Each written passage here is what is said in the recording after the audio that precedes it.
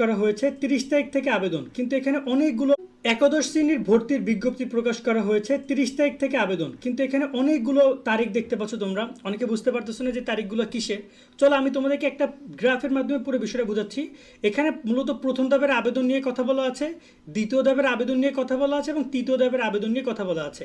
তা আমি এখানে তোমাদেরকে পুরো ধাপ বাই ধাপ সবই বুঝাবো, যাতে করে তোমরা খুব ইজিলি ভর্তির বিষয়টা ক্যাচ করতে পারো, তোমাদের কোনো ভুল না হয়। এবং কলেজ ভর্তি নিয়ে নিয়মিত সব আপডেটগুলো পেতে, সব কিছু পেতে আমাদের সাথে সাবস্ক্রাইব করে যুক্ত থাকো। কলেজ ভর্তির ওয়েবসাইট কিন্তু এইটা এবার, বাট নতুন ওয়েবসাইট তারা প্রকাশ করলে বা যে কোনো কিছু করলে তোমরা আমাদের কাছ থেকে আপডেট পাবে। এবং আবেদন যেহেতু শুরু হচ্ছে তোমাদের 30 তারিখে, তোমাদের আবেদন করার যে পুরো নিয়মকানুন রয়েছে সেটা নিয়ে কিন্তু তোমাদেরকে আমরা তোমাদেরকে পুরো বিষয়টা ভিডিওর মাধ্যমে দেখাবো। সেটা নিয়ে কেউ আবার টেনশন করো না যে ভাই কীভাবে আবেদন করবো। আর অনেক অনলাইন পণ্ডিত আছে যারা কিনা এই বিষয়গুলো সারাদিন ঘাটাঘাটি করো, তোমাদের স্বাভাবিক, তোমরা সারাদিন অনলাইনে থাকো, তোমরা এই বিষয়গুলো জানো। তবে দেখো এখানে আমি ডিটেলস আলোচনা করবো যাতে করে সবাই বিষয়টা বুঝতে পারে। তো চলো শুরু করি। যারা সাবস্ক্রাইব করো না আমাদের চ্যানেলটা সাবস্ক্রাইব করে রাখো, বেল আইকন বাজিয়ে রাখো। অনেক বারবার ভিডিও হচ্ছে যার কারণে একটু কথা এলোমেলো হয়ে যাচ্ছে, বাট আমি চেষ্টা করছি পুরো বিষয়টা গুছিয়ে বলার জন্য। খেয়াল করো, প্রথমে 1 নম্বর যে ক্রমিক নং বলেছে তারা যে ভর্তির জন্য অনলাইন আবেদন, যারা পুনরীক্ষণের জন্য আবেদন করবে তাদের আবেদনের যোগ্যগুলো তাদের এই সময়ের মধ্যে আবেদন করতে হবে। অনলাইন আবেদনগুলো শিক্ষার্থী পছন্দক্রম অনুযায়ী অটো মাইগ্রেশন প্রযোজ্য, অর্থাৎ গুগল প্লে স্টোরে যে এসএসসি রেজাল্ট 2025 লিখে সার্চ করলে 1 নম্বরে এসএসসি রেজাল্ট 2025 লেখা কমলা লোগোযুক্ত এই অ্যাপসটি ইনস্টল করে নাও। এবার অ্যাপ ওপেন করে কলেজ ভর্তির অপশনে যে কলেজ ভর্তির আবেদন প্রবেশ করো, তারপরে লগ ইন বা সাইন আপ করে কলেজ ভর্তি সম্পন্ন করো। এই অ্যাপ থেকে কলেজ ভর্তির নিয়ম ও কলেজ ভর্তির রেজাল্ট দেখা ছাড়াও শিক্ষা মন্ত্রণালয় নোটিশগুলো নোটিফিকেশনের মাধ্যমে পাওয়া যাবে।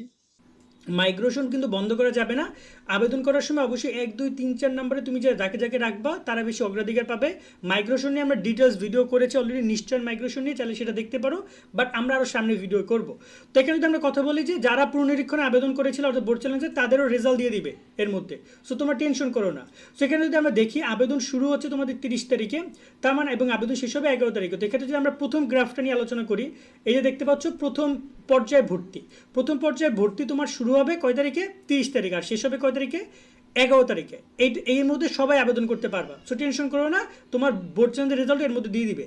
এরপরে বলা হয়েছে যে আবেদন যাচাই বাছাই ও আপত্তি নিষ্পত্তি 12 তারিখের মধ্যে কমপ্লিট করবে। এই যে দেখতে পাচ্ছ এই কাজটা কারা করবে? এই কাজটা কলেজ করবে, এখানে কিন্তু তোমাদের কোনো কাজ নাই। 3 নম্বর পয়েন্টে লক্ষ্য করো, এই পয়েন্টটা বলা হয়েছে যারা কিনা বোর্ড চ্যালেঞ্জের আবেদন করবা তাদের রেজাল্ট প্রকাশ করবে 13 তারিখের আগে। সেক্ষেত্রে তোমাদের বোর্ড চ্যালেঞ্জের রেজাল্ট 13 তারিখের আগে প্রকাশ করলে তোমাদের জন্য আবার 13 এবং 14 তারিখ 2 দিন আবার আবেদন করার সুযোগ দিবে। তার মানে যদি বলতে পারো যে আবেদন শুরু হচ্ছে কিন্তু তোমার 30 তারিখে, কিন্তু শেষ হবে কয় তারিখে? 14 তারিখে। কারণ মাঝখানে 13 14 2 দিন কিন্তু আবার স্টুডেন্টরা আবেদন করতে পারবে, যারা কিনা বোর্ড চ্যালেঞ্জের মাধ্যমে রেজাল্ট চেঞ্জ হয়েছে, এমনকি সবাই আবেদন করতে পারবে। এখানে শুধু বোর্ড চ্যালেঞ্জ বলে লাভ নেই, অনেকে যারা আবেদন এর আগেও করবে না তারা এই বোর্ড চ্যালেঞ্জের দিন এই ফাঁকে তোমরা আবেদন করে নিতে পারবা। এরপর রয়েছে 4 নম্বর পয়েন্ট রয়েছে পছন্দক্রম পরিবর্তনের সময়। এইটা বলে যে 15 তারিখ, তুমি যদি কেউ পছন্দক্রম পরিবর্তন করতে চাও সেই বিষয়গুলোর জন্য তোমাদের 15 তারিখ পর্যন্ত সময় দিবে তারা। সো টোটাল বলা যায় যে আবেদনও চলবে প্রায় 15 তারিখ পর্যন্ত এক প্রকার, কিন্তু অনলাইন আবেদন করতে পারবে 14 তারিখ পর্যন্ত। 15 তারিখ পর্যন্ত আবেদনটা পরিবর্তন করতে পারবা।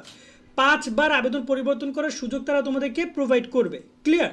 দেন আমরা যদি পরবর্তী পয়েন্টটা, এই 4 নম্বর পয়েন্টে গেল, এরপরে 5 নম্বর পয়েন্টে মূলত খেলটা পুরো ফার্স্ট পর্যায়ে খতম করবে তারা, যে প্রথম পর্যায়ে নির্বাচিত শিক্ষার্থীদের ফলাফল প্রকাশ। সো প্রথম পর্যায়ে যারা এই যে 15 তারিখ পর্যন্ত আবেদন করেছে, এটা ওটা করেছো, তোমাদের ফলাফল প্রকাশ করবে কয় তারিখ?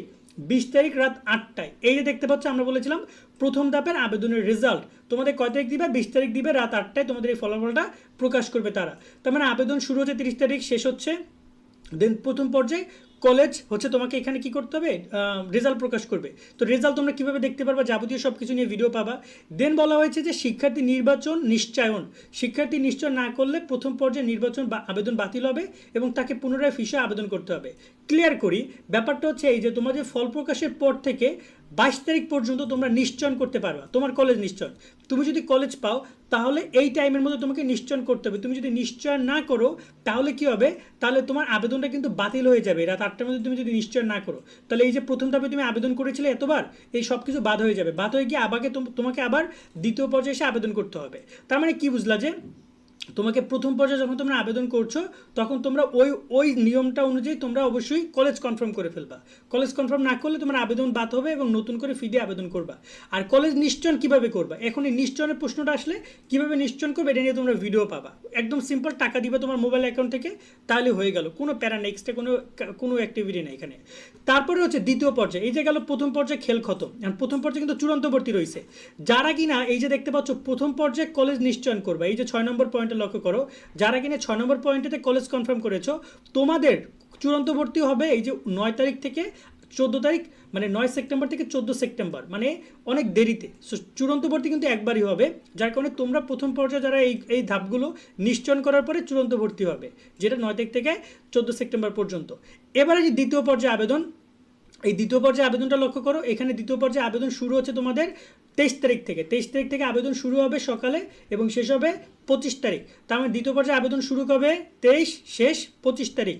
এবার আসি দ্বিতীয় পর্যায়ে রেজাল্ট প্রকাশ, এই যে দেখতে পাচ্ছ পছন্দক্রম অনুযায়ী প্রথম মাইগ্রেশনের ফলাফল এবং দ্বিতীয় পর্যায়ে ফলাফল, এই যে দেখতে পাচ্ছ এখানে দ্বিতীয় পর্যায়ে ফলাফল এবং মাইগ্রেশন ফলাফল এই দুইটা একই দিনে প্রকাশ করবে, একই সময়ে। এই যে দেখতে পাচ্ছ 28 তারিখ রাত 8টা, 28 তারিখ রাত 8টা। অর্থাৎ যারা কিনা অলরেডি মাইগ্রেশন অন করেছো, প্রথম ধাপে যারা কলেজ পাইছিলা, তোমাদের কিন্তু এখানে মাইগ্রেশনের ফলাফল দিবে, আর যারা এখানে আবেদন করেছিলাম তাদের দ্বিতীয় পর্যায়ে ধাপের রেজাল্টটা দিবে। ওকে, এরপর হচ্ছে কলেজ নিশ্চয়ন করবা, তোমরা আবার যারা কলেজ পাবা তারা কলেজ নিশ্চয়ন করবা। আর মাইগ্রেশনের শিক্ষার্থী কিন্তু কলেজ নিশ্চয়ন করার দরকার নেই, তুমি একবার করেছো, তুমি কনফার্ম। দেন এরপর আসছে কলেজ ভর্তি, এই যে দেখতে পাচ্ছ, তুমি খেয়াল করো, কলেজ নিশ্চয়ন করার জন্য দ্বিতীয় পর্যায়ে শিক্ষার্থীরা যারা নিশ্চয়ন মানে কলেজ পাইছো তোমরা, তোমাদের নিশ্চয়নের জন্য 29 তারিখ এবং 30 তারিখ 2 দিন সময় দিবে। ওকে, 29 তারিখ এবং 30 তারিখ 2 দিন সময় দিবে।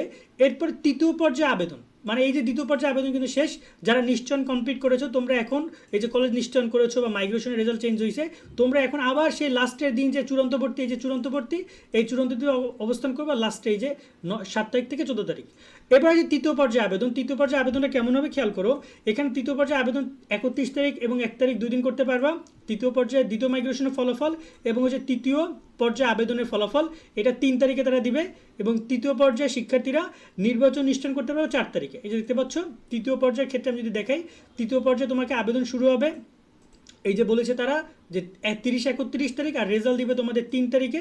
আর তোমরা এখানে নিশ্চয়ন করতে পারবা তোমাদের তৃতীয় পর্যায়ে মাইগ্রেশন এবং সব কিছু ফলাফল দিবে তারা এখানে 3 তারিখ, এবং নিশ্চয়ন করতে পারবা 4 তারিখ পর্যন্ত।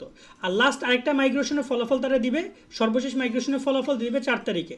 সো এরপরে কিন্তু আর কোনো প্রসেস নাই, মানে এরপর চতুর্থ পঞ্চম এগুলো কিন্তু নাই। তো তোমাকে অবশ্যই প্রথম দ্বিতীয় তৃতীয়র মধ্যে ভর্তি হইতে হবে।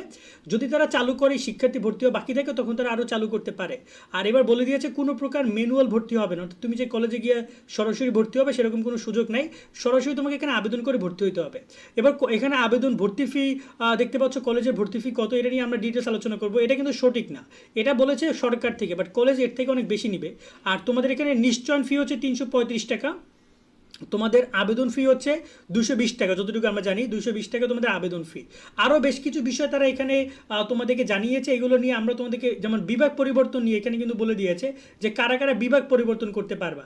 সেই বিভাগ পরিবর্তনের বিষয়গুলো নিয়ে কিন্তু আমাদের অলরেডি ভিডিও করা আছে, চাইলে তোমরা দেখে নিতে পারো। এই যে বিভাগ পরিবর্তনের ক্ষেত্রে তোমরা যদি কেউ গ্রুপ পরিবর্তন করতে চাও, সেক্ষেত্রে এই বিষয়গুলোর প্রতি তোমাদেরকে কাজ করতে হবে। তো এই হচ্ছে আবেদনের উপরে বিষয়, 220 টাকা দিয়ে তোমরা আবেদন করবে। আবেদন করতে আরও কী কী লাগবে সেটা নিয়ে আলোচনা করেছিলাম। আর এখানে দেখতে পাচ্ছ টোটাল এখানে তোমাদেরকে 93 পর্যন্ত আসন সংখ্যা থাকবে তোমাদের, এবং এখানে শিক্ষা মন্ত্রণালয়ের কর্মকর্তা কর্মচারীদের জন্য 2% থাকবে, অধীনস্থ কর্মকর্তা কর্মচারীদের জন্য 1% থাকবে, এবং 2% থাকবে মহানগরের বিভাগীয় জেলা পর্যায়ে শিক্ষা প্রতিষ্ঠানের জন্য। টোটাল এখানে দেখতে পাচ্ছি আমরা 4%, বাকি 3% কই, বাকি 3%, আচ্ছা এখানে মুক্তিযোদ্ধা কোটা থাকছে 5%। এখানে জুলাই অভ্যুত্থানের কোটার ব্যাপারে আমরা তো কোনো কিছু দেখছি না, দেখি তো এখানে কি বলছে। জুলাই অভ্যুত্থানের কোটা নিয়ে তেমন কোনো কিছু দেখা যাচ্ছে না কিন্তু, ঠিক আছে। এখানে বলা যে মুক্তিযোদ্ধা